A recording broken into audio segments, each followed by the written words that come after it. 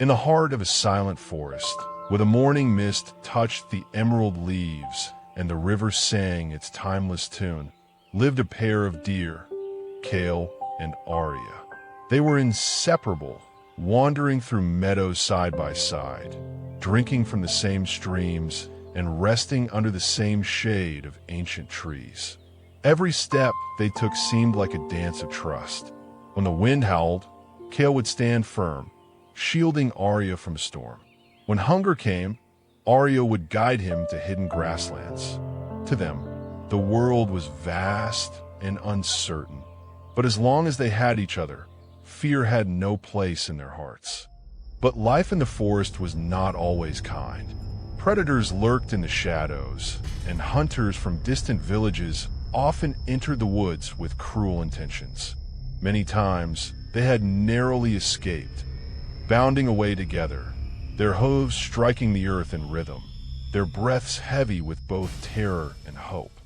One twilight, as the sun melted into hues of orange and crimson, the forest fell into a haunting silence. A group of hunters had entered, bows stretched, eyes sharp. Kael and Aria heard the faint crack of twigs and knew danger had come closer than ever. "Run, Aria," Kael whispered, nudging her gently. "No," she shook her head, her eyes glistening. "We run together or not at all." They leapt into the thick forest, branches whipping past their faces. The hunters chased, their arrows flying. One struck a tree beside them. Another skimmed past Kael's shoulder. Then came the river, wild, swollen with the rains. Its currents roared like 1,000 voices.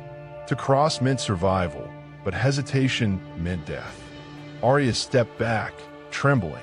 She was lighter, weaker, not as strong a swimmer as Kael. She looked at the furious waters, then back at him. Kael's eyes softened. He knew the truth. If they leapt together, the river might claim them both. The hunters drew closer. Kael touched his forehead gently against Aria's, a gesture they had shared since the first day they had found each other. "My love, you must leap. Don't look back." Aria's eyes filled with tears. "No, I can't leave you." But before she could protest further, Kael pushed her forward with all his strength. She stumbled, then leapt into the river, carried away by its raging current but alive, struggling toward the other side. The hunters saw their chance. Arrows rained down. Kael turned, standing tall between them and the riverbank, shielding Aria with his body. He did not run. His eyes were calm, as though he had already accepted the cost of love. An arrow struck, then another. Kael staggered, but his gaze followed Aria until she reached the far bank, trembling yet safe.